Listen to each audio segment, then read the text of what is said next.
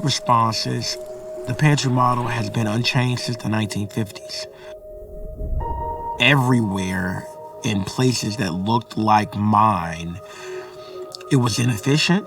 It didn't champion quality or the end user experience, and it just bothered me. I'm Dawson, founder and chief dreamer of Dion's Chicago Dream. We're a nonprofit social enterprise that focuses on providing access to healthy food consistently, making sure that your zip code does not determine how long you live.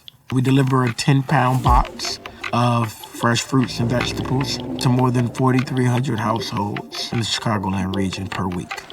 It could be everything from a pineapple to different types of apples, citruses, Swiss chard, spinach, pomegranates. Since 2020, we've provided a little over 3.5 million pounds of fresh produce that we've purchased, packed, and delivered. And we've never charged any of our recipients to date. Our produce and our quality is top notch. We've never taken a single piece of donated produce. We purchase everything. It may cost us a little more, but that's fine. You don't want to dictate what people think they deserve. If we're thinking about people living longer, healthier lives, you want to give them the best opportunity to be healthy. You can't do that with expiring food. One of the things that we wanted to do a little different is make sure that we're talking to people. We do a bi-weekly touch point where we collect scores in 6 different areas like ease of delivery, quality of produce, staff treatment, and even stress after delivery. And so we can see that we're lowering stress levels daily by more than 80%. It's quite simple. Just serving people and delivering quality food, produce. When this all started, I was working overnights at Amazon. I knew absolutely nothing. I didn't know any statistics. I'd never done nonprofit management or grant writing, none of it. That blind ignorance will get you way further when you just don't know what you're up against. On Juneteenth in 2020, a Gen Zer came up to me that I had grown up with and said, "Hey, what are you doing for Juneteenth?" And I had no idea.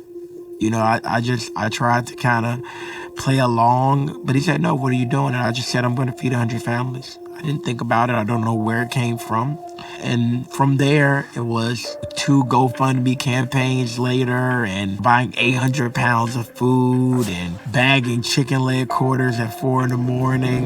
What started as someone challenging me to do something for the community for Juneteenth turned into a day and an event that made me feel like I had never felt before.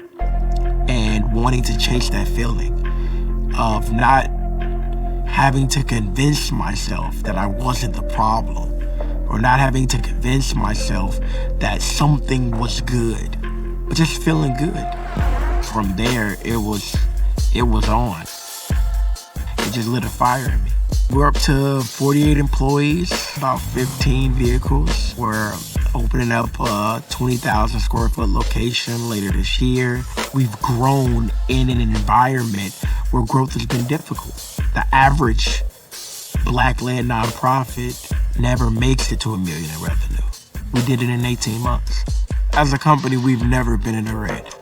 It's a social enterprise nonprofit that is still a business. Early on, it was really about individual donors and grants. And then over the years, we've tried to continue to figure out how to diversify the revenue so that we can be sustainable. We've never missed a payroll. We've never lost an employee. We've never had a volunteer. I just think that if someone does a job, they should get paid for it. It's a commitment back to people. Without a wealth building vehicle attached to whatever social impact work you're doing, then you're just perpetuating the circumstances that you're trying to fight. You can still do good business and do good by people. And you don't have to build like everyone else. There were so many people early on that tried to guide us into taking donated food, into using volunteer hours and trading board seats for money. And because of us rebuffing a lot of those things, here we are almost 5 years later, and this work has really not only defined a lot of people's lives, but it's allowed me to wake up and go to sleep knowing and never questioning I have no goals. I just believe that anything is possible. Part of just being a dreamer is understanding that I decide what I focus on. We've gotten the opportunity to write our own story. It's really about joy, happiness, being okay, knowing that you gave everything you had. All of these are things that are important and we don't champion them enough. It's always about reminding each other what difficult is.